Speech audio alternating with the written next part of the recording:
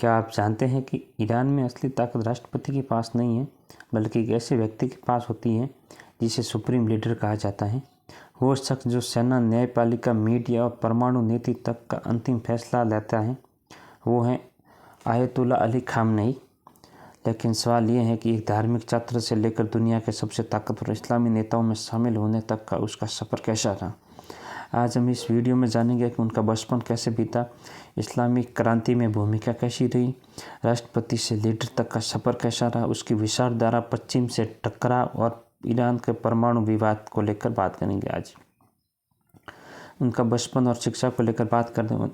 Ali Khamenei का जन्म 19 अप्रैल 1939 में मशहद में हुआ था। उनका परिवार धार्मिक था।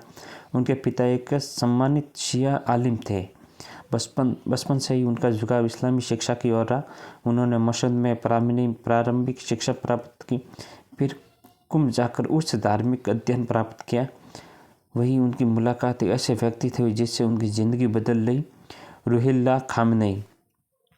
इसके बाद बात करते हैं इस्लामी क्रांति की। 1669 की बात करते हैं। 1970 के दशक में जब ईरान पर शाह मोहम्मद रजा पहलवी का शासन था तो पश्चिमी समर्थक नीतियों के कारण धार्मिक वर्ग नाराज था। खामेनी के समर्थक बन गए। उन्होंने भाषण दिए, लेख लिखे तथा आंदोलनों में हिस्सा लिया। उन्हें कई बार गिरफ्तार भी किया गया, लेकिन 1779 में सब मिलकर इस्लामी क्रांति सफल हुई। शाह देश छोड़कर भाग गया और ईरान बना इस्लामिक गणराज्य। राष्ट्रपति तक बनने का सफ़र। क्रांति के बाद खामेनी का अहम पद दिए गए।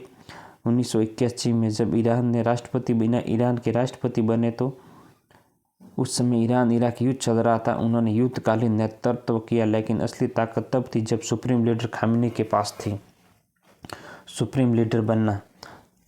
1989 में जब खामेनी का निधन हुआ तो उसके विशेषज्ञों की परिषद ने अली खामनेई के ईरान का नया सुप्रीम लीडर बनाया गया, जो सेना का प्रमुख था, न्यायपालिका के प्रमुख नियुक्ति करता था, राज्य टीवी पर नियंत्रण करता था, सोशल मीडिया पर नियंत्रण करता था, विदेशी नीति तय करता था। इस पद की ताकत राष्ट्रपति से कहीं अधिक होती थी। पश्चिम से टकराव और परमाणु विवाद। ईरान का परमाणु कार्यक्रम दुनिया भर में विवाद का विषय बना हुआ था।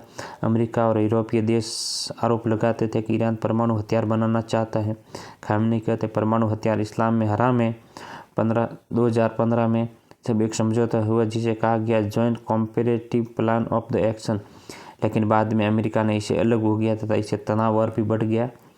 मानवाधिकार और आंतरिक राजनीति। ईरान में कई बार विरोध प्रदर्शन हुए। महिलाओं के अधिकार, अभिव्यक्ति की स्वतंत्रता और आर्थिक हालात को लेकर आलोचना भी होती रही।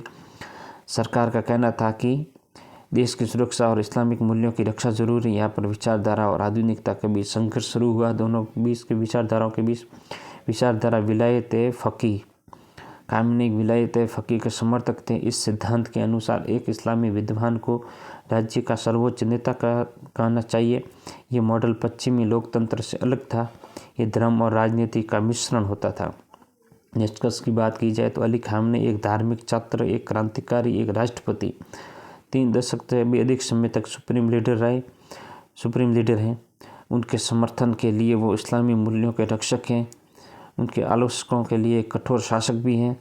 लेकिन सच बात तो यह है कि मध्य पूर्व की राजनीति का समझना है तो ईरान से समझना होगा, और ईरान को समझना है तो खामेनेई को समझना होगा। धन्यवाद।